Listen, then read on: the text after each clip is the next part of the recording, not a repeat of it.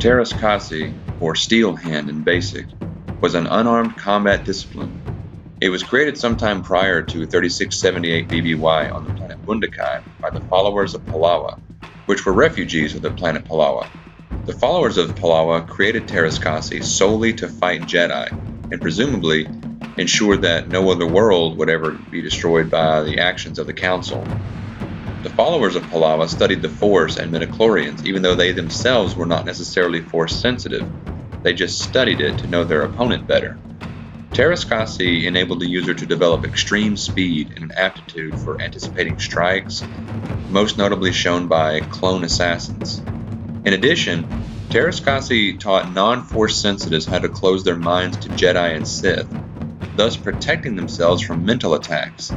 Teras Kasi also had a developed set of fighting skills in what were called the 9 Edicts. Some lightsaber duelists use Teras Kasi techniques in combat, most notably Darth Maul.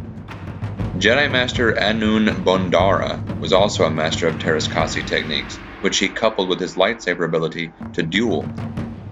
Jedi Knight Joklai Danvo was also a Teras Kasi practitioner. Jedi Master Plo Koon was believed to be a Teras Kasi practitioner as well, since he was a master of hand-to-hand combat.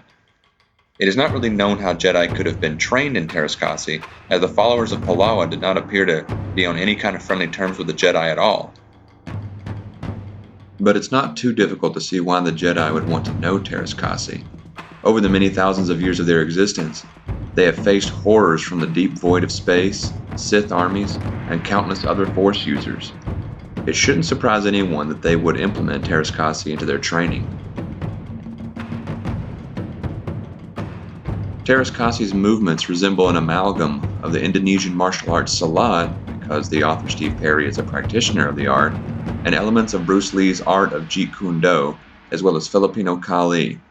It involves knives and sticks, improvised weapons, kill shots with the hands, elbows, knees, kicks, sweeps, takedowns, joint locks, ground fighting, and anti-grappling techniques.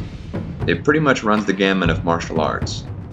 Actually, if you wanted to see how truly terrifying Teras Kasi probably was, watch the movies The Raid and The Raid 2, because that is almost totally Silat at work in those films. We're talking about a bloody, bloody martial art here. What needs to be understood is the intense training that it takes to master such a martial art. Let's be realistic for a moment here.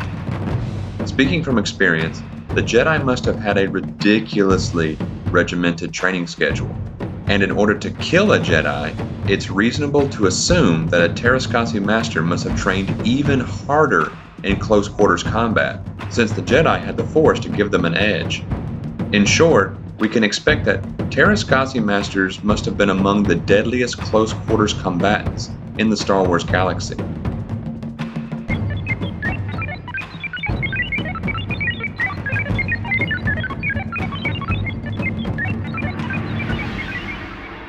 Arden Lin was a follower of Palawa until she fell in love with a dark Jedi named Zendor and became one of his followers, turning to the dark side and learning some of the ways of the Jedi. It is possible that, in this way, Teras Kasi saw its first migration over into the Jedi and Sith community. Arden Lin was known for her fierce combat skills, as well as her augmented cybernetic body, most notably her right arm and left leg. She was a deadly combatant, killing many enemies during her time as a minion of Zendor, cultivating Teras Kasi as she went along, making it more pure and more lethal. Notable moves of Teras Kasi include the Charging Wampa, Sleeping Crate, and Spitting Raw. Obviously, Charging Wampa is based on the dreaded beast of Hoth that attacked Luke Skywalker, while Sleeping Crate is based off of the Crate Dragon of Tatooine, one of the most terrifying beasts in all of Star Wars canon. Spitting Raw is interesting because it's been called the deadliest blow in all of Teras Kasi, involving an acrobatic spin in the air, bringing down the legs and full weight of the practitioner onto his opponent, crushing him to death. It is for this reason that we can assume some motions in Teras Kasi would mirror Brazilian capoeira.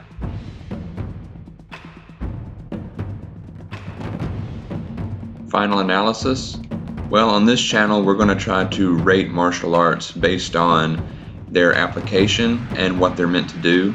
Some of them are pretty silly. Some of them can be pretty awesome. Some of them have real-world practicality. Some of them just look beautiful, but may have very little practicality. Teras Kasi definitely rates among the highest in terms of authenticity, in terms of something you could actually use either in the street or in war, in a combative situation like those. Teras Kasi draws from every single range of combat involving every single kind of weapon, whether it be on your body or an improvised weapon, or a weapon such as a knife or a stick, a spear, a sword, something that's actually meant to be a weapon.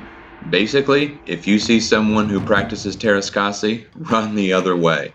Because you know if it gave problems to a Jedi, it'll give problems to the average human being.